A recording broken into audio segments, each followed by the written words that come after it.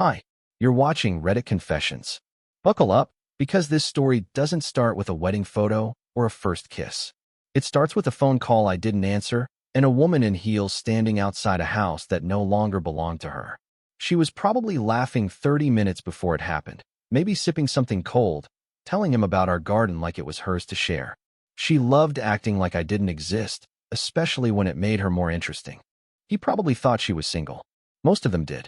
At 8:43 p.m., while she was somewhere across the city dipping bread into imported olive oil, I was kneeling in our front hallway tightening the final screw on a brand new deadbolt.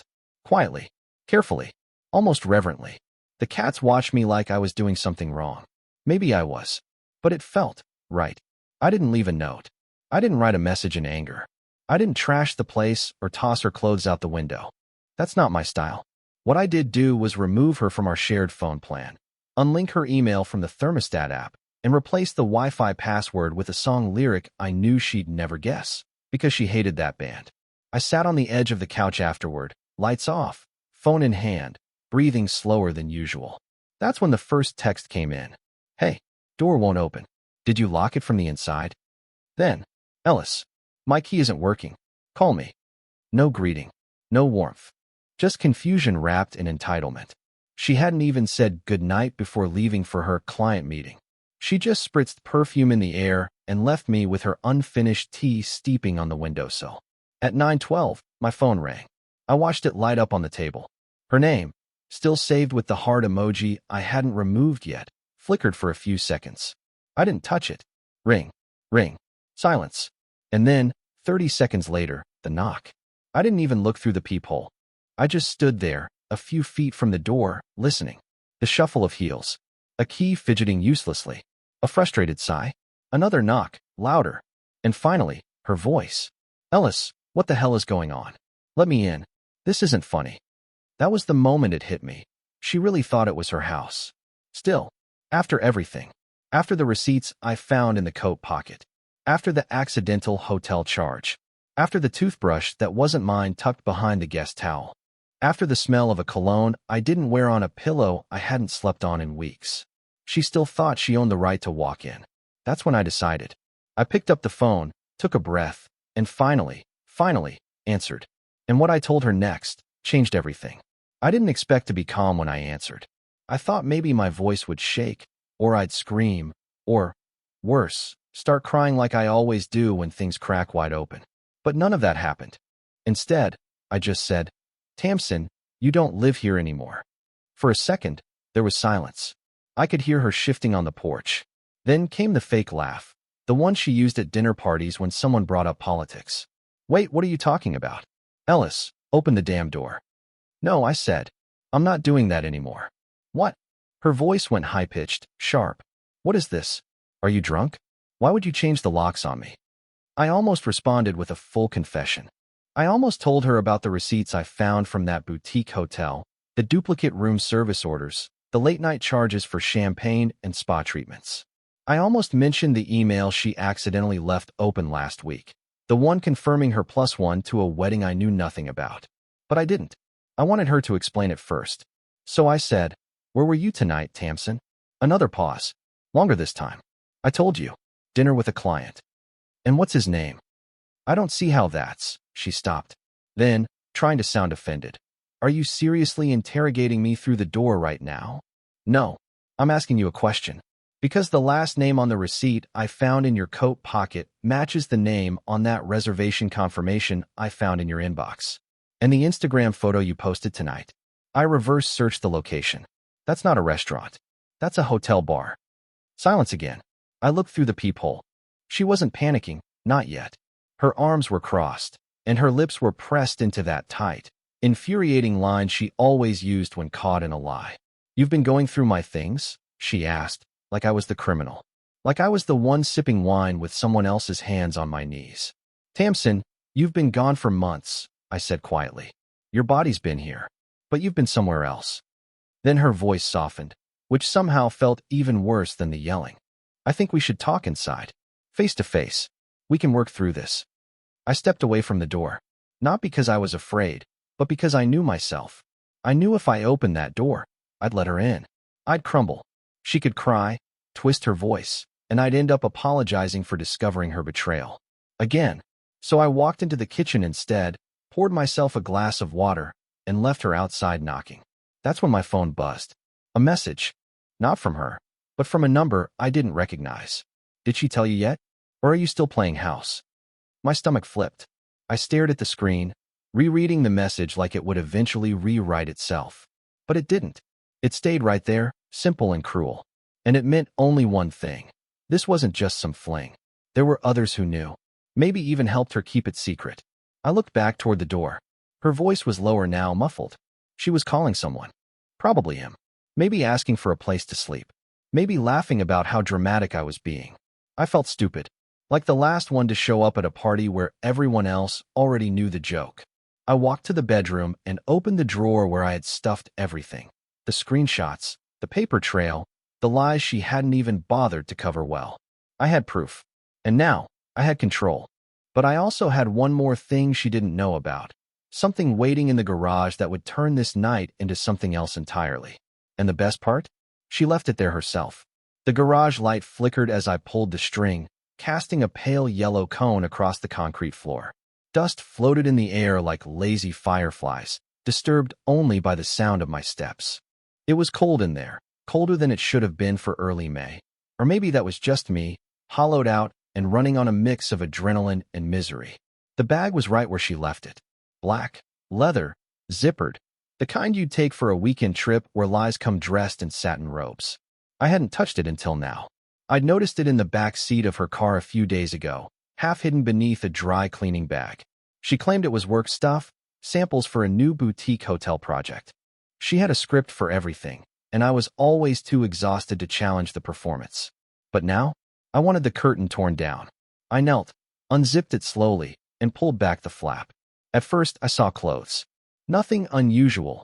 A pair of black heels, a blouse I hadn't seen in months, a travel-sized perfume bottle that smelled like betrayal, sweet, sharp, and sickening. Then there was a small jewelry case, tucked into the side pocket. I opened it. Inside was a ring, but not hers. Not the one I gave her 12 years ago on a snowy hilltop with a thermos of cocoa in one hand and shaking fingers in the other. This one was sleeker, more modern, and not for her finger. It was a man's ring. Wide band, dark titanium, initials engraved inside. J.S. I felt my throat tighten. J.S. It didn't take much to connect the dots. Especially not after seeing the name on that hotel receipt. Jeremy Sutter. Not a client. Not even someone from her office. Just some real estate guy she met at one of those rooftop mixers she used to roll her eyes at when I asked to come along. I sat back against the garage wall, the ring still in my palm, my breath shallow. This wasn't just a fling. It wasn't a mistake she regretted. She was storing his things. Protecting them. Preparing for something. Outside, I heard her car door slam. She must have gone back to get something. She didn't knock again. Maybe she realized it was useless. Instead, I heard her pacing, muffled voice on another call. I walked back into the house, locked the garage behind me, and stood in the living room with the bag in my arms. I didn't know what to do with it. Burn it? Leave it on the porch like a ransom exchange? Mail it to this J.S. with a note that just said, "You forgot your future?" Instead, I sat down on the couch and placed it at my feet. And then, because I'm weak, because I'm the kind of man who still tries to find a heartbeat in a corpse, I picked up my phone and opened our shared cloud account. The one she forgot I still had access to. And there it was. A full photo dump from a trip she claimed was a work retreat 2 weeks ago. Aspen. I had believed her. I even watered her plants while she was gone and folded her laundry before she came back. I thought I was being supportive. In the album, I found a dozen images. Her by the fireplace. Her sipping wine in a robe. Her sitting on someone's lap. Her mouth inches from his ear. His face wasn't visible in most of them, just blurred outlines. But the initials on his towel weren't blurred. J.S. And in the final photo, the one that made something in me collapse, I saw her holding up 2 fingers behind his head, grinning like a teenager. Her wedding ring was gone. She had already taken it off. By the time I looked up from my phone, I realized she was back at the front door. She was sitting now, waiting, like she thought time would fix this. She didn't know yet that I had opened everything. Every folder, every backup, every private album. And I had one more surprise she wasn't expecting, Because what she said in one of those videos, that was something I could never unhear. And neither could he. I always hated cloud storage. It felt too vast, too impersonal, like a junk drawer that spanned eternity. But that night, in the glow of my phone screen, it became something else. A crime scene, digital and quiet, with every file a fingerprint. Every photo a crack in the floor beneath me. I wasn't even looking for a video. I didn't think she was that careless. But she was. They always are when they believe you're too spineless to ever look. It was in a folder called client_pitches_23. The kind of name designed to bore you away. But inside were 4 videos. 3 of them were work-related, slideshows, voiceovers, meaningless architecture babble. And then there was the 4th, vid_final edit. MOV. It began in a hotel room. A suite, judging by the absurd chandelier and white marble countertops. Tamsin was holding the phone, laughing softly, her face close to the camera. Her makeup was smudged, and her hair was loose. Not messy, just undone in that particular way you are after being someone else for a few hours. She tilted the camera toward a man sitting on the bed. He was shirtless.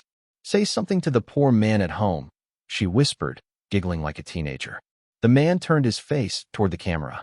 Jeremy Sutter. I'd seen him once at a fundraiser she dragged me to. He was louder than anyone else in the room, wore a watch worth more than my car, and introduced himself by saying, "I flip skylines." He smiled and raised a glass toward the lens. "Ellis, buddy, appreciate you taking care of the cats while your wife keeps me warm. You're a good man." They both laughed. "Hard. Too hard," she added. "You should hear what I call you when we're alone, babe." The video ended. Just like that, it ended. As if it was just a joke. As if I was a punchline. I don't know how long I sat there. The living room was completely still. Even the refrigerator had stopped humming, like it didn't want to interrupt the quiet humiliation bleeding through me. Outside, I could hear Tamsin moving again. Her steps up and down the porch. She didn't know yet. She was still trying to salvage whatever story she thought would land best. I walked to the front window and pulled back the curtain a single inch. She was leaning against the column, texting furiously. Maybe him. Maybe someone else. Who knows? At that point, I started realizing something terrifying. I didn't really know her at all. This wasn't the woman I met at that used bookstore when I dropped a copy of Slaughterhouse-Five, and she picked it up before I could. This wasn't the woman who cried during a thunderstorm our first month in the new house, because she said, it sounded like endings. This wasn't the woman who insisted we name our second cat, Soup, because she liked the idea of yelling, "Soup, get off the counter." That woman was gone. Or maybe she never existed. Maybe she was just a version she played well until someone else gave her a new role. And yet, this is the part one hate the most. I still wanted her to explain herself. I still wanted her to walk in and lie to my face so I could pretend, even for one more hour, that everything was fixable. That's when I heard her call out. "Ellis, come on. This isn't you. You don't do stuff like this." She was right. I didn't. But I was starting to. Because the bag in the garage wasn't the only thing she left behind. Her laptop was upstairs, unlocked, synced to her work email. And if she thought I was just some grieving fool standing in the ruins, she forgot I used to be a librarian. I know how to dig. And what I found next wasn't just shocking. It was criminal. Her laptop was dusty. I hadn't even noticed that until my hand brushed over the aluminum case as I opened it. It sat on the corner of her desk like it had been neglected, like she hadn't needed to use it for anything meaningful at home in weeks, maybe months. Of course. Why would she? She had him. She had new spaces to log into, new passwords to whisper. The screen lit up immediately. No fingerprint scan. No login screen. I half laughed at how careless she had become. She used to be paranoid about everything, locking the medicine cabinet, password protecting even our grocery list. But now, it's like she thought I wasn't even smart enough to look. Her email loaded first. It was a mess. Dozens of unread messages, notifications from luxury stores I'd never heard of, random forwarded invoices that made no sense. And then there was a folder labeled simply, PRVD. Inside were 32 emails. Some were blank, only attachments. Some were short notes. One in particular had no subject line at all, just a 3-word message from Jeremy. He'll never know. But it wasn't just the affair. I could have survived that. Maybe not well. I mean, I'd never be okay again. Not really. But I could have patched something together. Therapy. Isolation. A couple self-help books with cheap metaphors. No, the real gut punch came in the form of a PDF she'd received and forwarded 3 weeks ago. It was titled, Trust Transfer Final Draft. I opened it, and there it was. My name, my signature, scanned and copied, my initials on every page. Only, I'd never seen this document before. I scrolled, heart thumping like a metronome in freefall. It was a trust reallocation agreement, something she'd apparently been working on behind my back. She had been transferring my share of a joint family inheritance into a separate fund, one I had never agreed to, one that listed her as the beneficiary and me as designated co-signer in absentia. It was so neat, so clean, and so forged. I checked the forwarding email she sent to Jeremy. Doc's clean. He'll never check. He thinks I'm managing the taxes. I sat back in the chair and stared at the screen like it was some cruel art installation. I wasn't just being cheated on, I was being erased. Financially, legally, she'd been rewriting me in invisible ink. My hands were shaking, but I opened one more folder, one link to her cloud calendar. Inside were upcoming events. A dinner reservation for 2 in Charleston. A weekend in Palm Springs. An appointment with a marital asset consultant in just 5 days. I remembered that day. She told me she'd be at a branding conference. I even offered to pack her snacks. It wasn't just betrayal anymore. It was a coordinated exit. A strategy. I was never meant to find out. But I had. Downstairs, she was still sitting on the porch. I hadn't heard a knock in almost half an hour. I imagined her scrolling through her phone, calling lawyers, maybe texting him. They probably had a plan for this. A protocol for how to handle the emotional husband. I bet he even used that term. Emotional. Like it was an insult. I looked back at the PDF, still open on the screen. My forged signature stared back at me like a mockery. I remembered signing the real tax forms that same week, which meant she probably swapped the originals out. I hadn't even looked. I trusted her. God, I was so stupid. Suddenly, a new message popped up in her inbox. The subject line was simple. Tonight? It was from Jeremy. The body of the email said, Heard from her yet? I bet he's crying in the kitchen. You want me to come get you? My throat closed. So that was the plan. She'd come back to cry her way through the door, let me fall apart in front of her, then leave in his car. Maybe for good. Maybe for now. I didn't know what to do with the files. I saved everything to a USB drive, then emailed it to myself, just in case. I wanted to have something that couldn't be wiped. I wanted proof, even if I never used it. Then I closed the laptop. Slowly, deliberately, like sealing a coffin. And finally, I walked downstairs. I looked out the front window again, and something was different. She wasn't alone anymore. He was there, standing next to her. Jeremy, at my house. And I knew, in that moment, this wasn't going to end with a door slam or a shouted argument. This was about to become something else entirely. I didn't open the door. I just stood behind it, my palm flat on the wood, my breath shallow, listening to the murmur of voices on the other side. Her voice was low, careful, like she was trying to keep him calm. His voice. It wasn't calm. It was arrogant. Loud enough for me to hear even through the glass pane.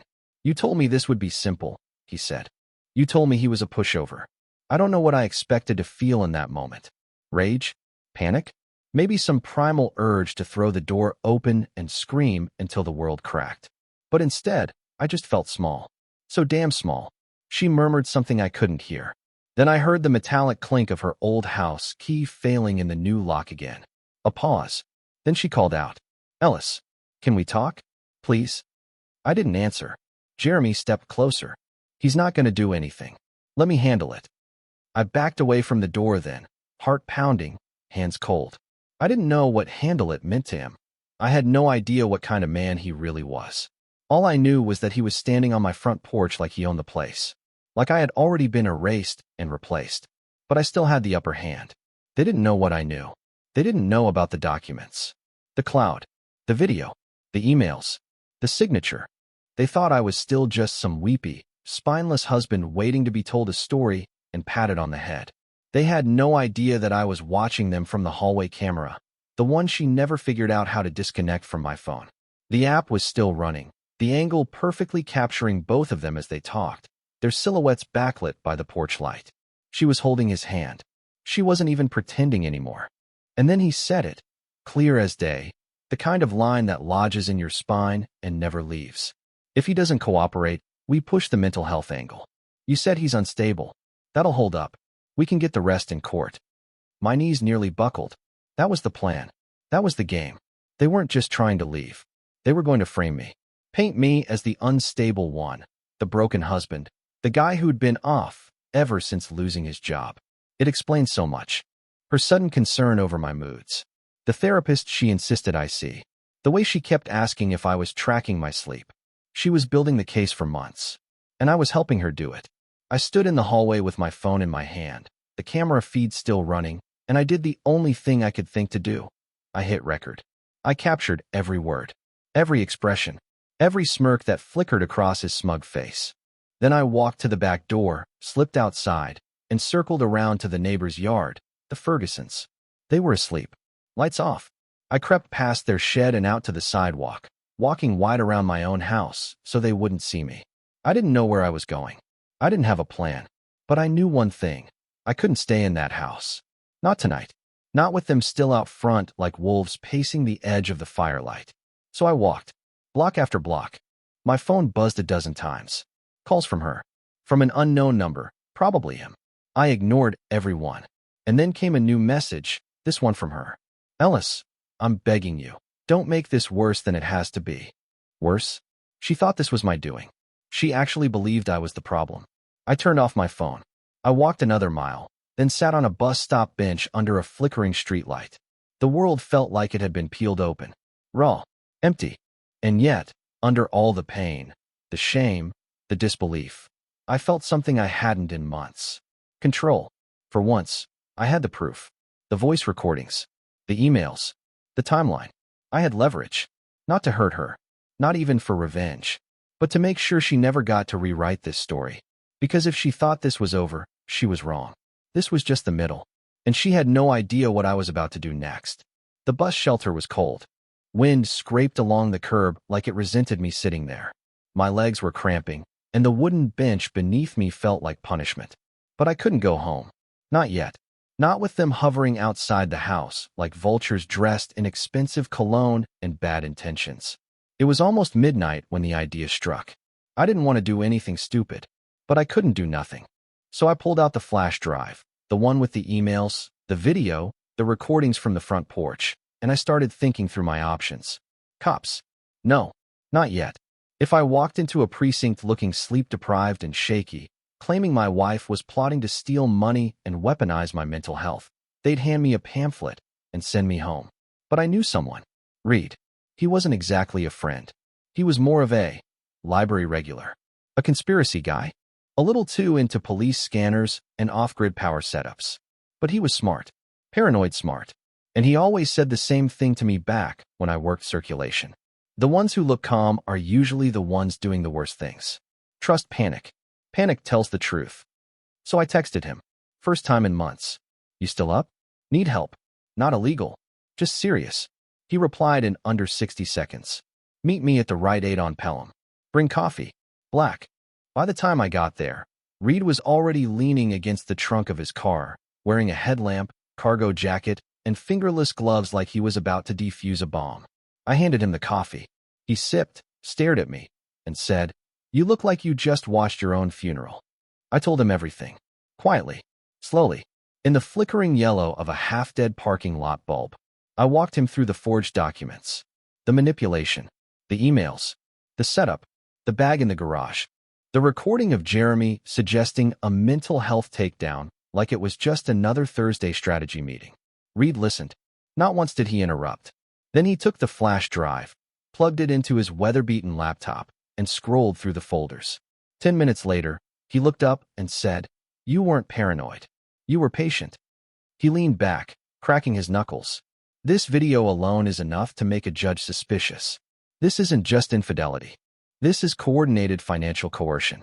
If they try to paint you unstable, this counters the narrative. But you can't wait. You need to secure legal counsel. Tonight. Reed. I whispered. I can't afford that. He looked at me like I'd missed the point. You can't afford not to. Then, like he'd been preparing for this moment his entire life, he began transferring copies of everything to an encrypted online vault. He created backups. sent me copies to a new email address. He even gave me a burner phone and told me to stop using mine for now. "You're not just in emotional danger, Ellis," he said. "You're in strategic danger. You're playing chess against people who only smile during the checkmate." It hit me all over again, how far gone I'd been. How I let myself become wallpaper in my own life. Reed offered to let me crash at his place, but I couldn't do it. I needed air. I needed movement. So I walked, just walked, past the edge of my neighborhood, past the street where we'd bought pumpkins last fall, past the bakery where she once kissed me in front of strangers. None of it meant anything anymore. At 2:11 a.m., my real phone buzzed one last time. I had turned it back on only for a second, just to see what she'd said. Her final message read, "I tried. You made this ugly." She tried. No apology. No remorse. No mention of love. Just blame. Like I'd ruined some neat little exit script by daring to interrupt. And still, I wanted to see her face. One last time. Just to know what she looked like when the lies stopped working. So I made a decision. I was going back. But not through the front door. Not alone. By the time I reached the house again, dawn was bleeding into the horizon. That soft, blurry blue that turns shadows into silhouettes. I stayed across the street, hidden behind the neighbor's old elm tree, watching. Their car was gone. Whether they left together or separately, I didn't know. But I stood there long enough to see that the porch was empty. No more pacing. No more tapping her broken key against the doorknob. Just silence. I unlocked the side gate and entered through the back. My home, or what was left of it, felt like a battlefield the day after the war. Still, cold, but not defeated. I didn't go upstairs. I didn't open any drawers or look through any more emails. I just sat at the kitchen table, drinking the last of the orange juice from the bottle, staring out at the garden she once claimed made her feel centered. Now it just looked like weeds in denial. And then, without ceremony, I picked up the phone and called a lawyer. One that Reed had recommended, someone who specialized in financial manipulation and domestic fraud. I forwarded everything. The documents, the emails, the video, the recording of Jeremy's voice outlining their plan. The lawyer called me back within the hour. "Mr. Barlow," she said, "this is one of the most disturbing cases I've seen and the most well-documented. You did the right thing. And because of that, I think we can win everything." Everything. She didn't mean revenge. She meant truth. Protection. My name. My rights. My life. Restored piece by piece. By noon, I had filed for legal separation. By the end of the day, a cease and desist was served to both Tamsin and Jeremy. They were barred from contacting me, from accessing the house, from touching a cent of what I built. The trust account? Frozen. The forged paperwork? Under review for prosecution. And me? I was okay. Not healed. Not joyful. But okay.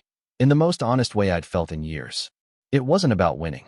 It wasn't about shaming them or getting even. It was about walking away without letting them steal the last part of me that still believed in something. A week later, I packed a small bag, fed the cats, and drove up the coast. No destination. No map. Just music and wind and space to breathe. For the first time, the silence didn't feel heavy. And somewhere between the edge of a cliff and a coffee shop in a town with no name, I realized I wasn't broken. I was just beginning again. Thanks for watching Reddit Confessions. If you made it to the end of Ellis's story, I want to hear from you. What moment in this story hit you the hardest? And have you ever seen someone reveal a lie so calmly? Drop your thoughts in the comments. We read every one. And don't forget to like, subscribe, and turn on notifications for more jaw-dropping real-life confessions, right here on Reddit Confessions.